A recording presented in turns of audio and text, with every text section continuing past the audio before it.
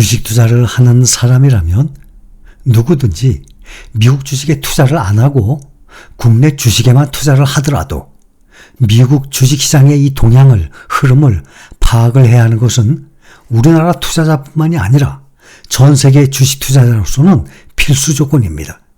세계 1등 시장이 각국 주식 시장에 가장 큰 영향력을 행사하고 있기 때문입니다.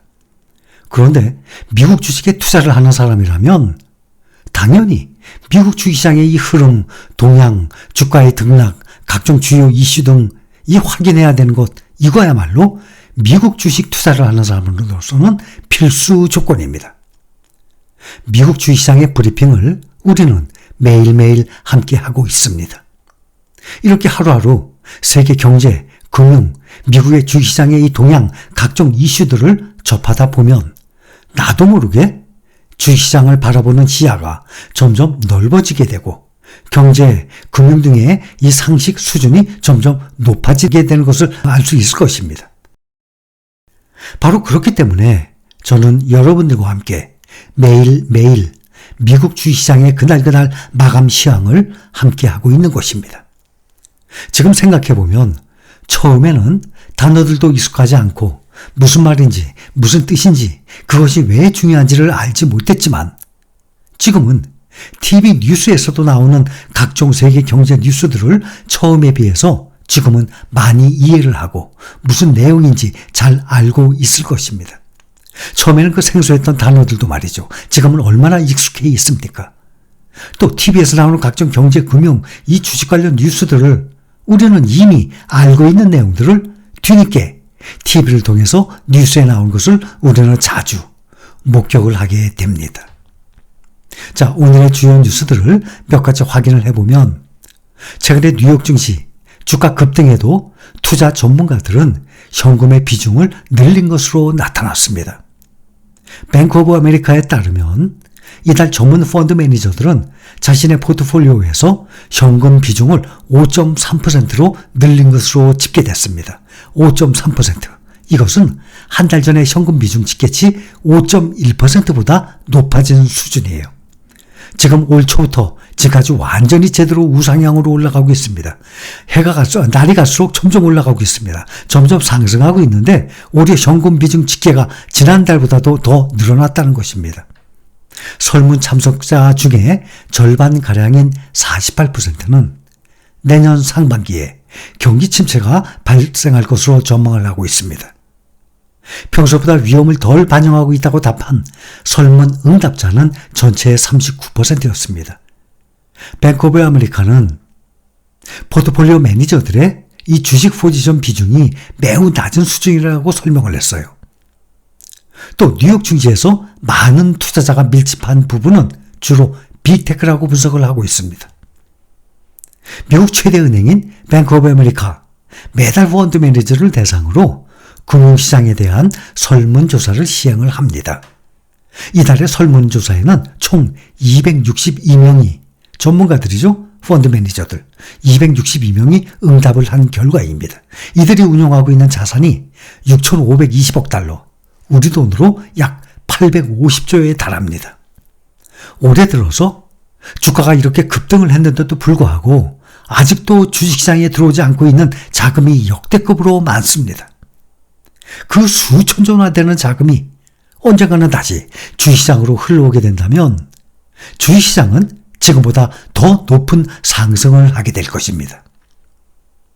또 크레디트 스위스의 수석 미국 주식 전략가는 S&P 500 지수의 이 전망치를 4,050포인트에서 4,700포인트로 상향 조정했습니다. 상당히 차이가 많죠? 4,050에서 4,700으로. S&P 500 지수 오늘 현재 4,554입니다. 골드만삭스는 미국의 경기 침체의 가능성을 기존 25%에서 20%로 낮춘 바가 있습니다. 경기 침체 가능성이 점점 옅어지고 있는 거예요. 최근 발표되는 경제 지표가 연착륙 기대를 높이고 있기 때문입니다. 미국의 개인 투자자협회의 조사에 따르면 향후 6개월 내 주식이 상승할 것이라는 기대감을 반영하는 강세 심리 지표는 이달 2021년 이후 지금 최고치를 나타내고 있습니다. 월가의 공포지수로 불리죠. VIX, 변동성 지수도 지금 13부근에서 유지되고 있습니다. 공포지수 VIX가 20 미만이면 위험 대비에 대한 수요가 거의 없다는 의미로 풀이가 되는데 20 미만에서도 완전히 떨어진 13부근에서 유지되고 있습니다. 월스트리트 저널은 이 밖에도 주가가 조용히 상승하고 있기 때문에 투자자들이 현재 안도하고 있다라고 분석을 하고 있습니다. 최근 S&P 500 지수의 일일 변동폭이 2021년 말 이후 가장 작은 수준을 나타내고 있습니다. 상당히 안정적으로 우상향을 하고 있다는 것입니다. 지난 3월 연방준비제도가 은행 시스템을 구조한 이후 투자자들의 걱정거리가 줄어들었습니다.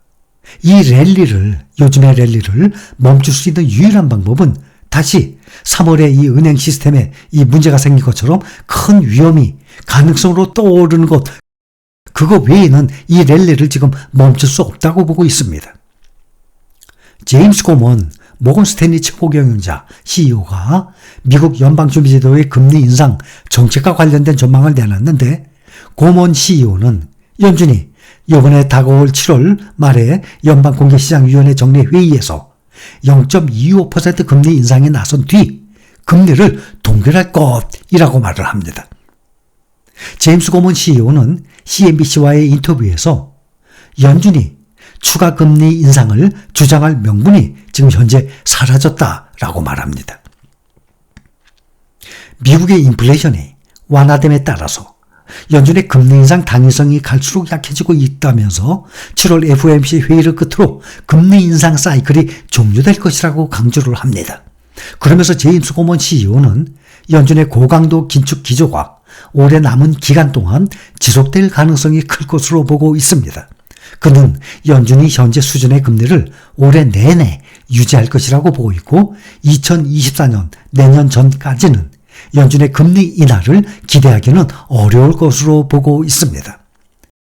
지금 현재 시장에서는 연준의 7월 금리 인상 가능성을 99%로 보고 있어요. 그러니까 99% 거의 확정적이죠. 그 다음 9월의 금리 인상 또 한 번 올리는 가능성은 14%밖에 안 됩니다. 그러니까 이번에 7월에 한번 올리면 이제 금리 인상은 완전히 종착역 아닌가 생각을 합니다. 시장에서는. 리먼 브로더스 사태의 베스트셀러 작가, 미국의 투자정보업체 베어트랩스 리포트의 창업자 레리 맥도날드가 글로벌 투자은행 이 비판을 하고 나섰습니다. 무슨 비판을 했냐면 주가를 따라가고 있는 거예요. 글로벌 투자은행들이 선제적으로 하는 것이 아니라 맥도날드는 이 글로벌 IB들이 투자은행들이 광대처럼 기업 목표가를 설정하고 있다면서 시장 참여자들을 쫓아가기보다 주도를 해야 한다라고 강조합니다. 레리 맥도날드는 고객들에게 보낸 서한에서 글로벌 IB들의 영향력이 과거에 비해 확연히 떨어졌다라고 설명을 합니다. 그는 최근 글로벌 IB들을 보면 특정 기업의 주가가 올랐을 때 뒤늦게 목표가를 상향 조정을 하고 주가가 떨어지면 그제서야 또 목표가를 하향 조정하고 있는 상황이에요. 글로벌 IB들의 이 투자은행들의 목표가 설정은 아무런 의미가 없는 광대 노름이나 다름이 없다라고까지 비판을 하고 있습니다. 이어서 시장을 주도해야 할 글로벌 IB들이 오히려 시장에 끌려다니고 있다면서 광대 노름 대신 시장의 주도권을 가질 수 있는 정보를 제공을 꼭 해야만 한다라고 말을 합니다. 이날 맥도날드의 발언은 시티그룹이 엔비디아의 목표가를 대폭 상향 조정시킨 가운데 나왔습니다.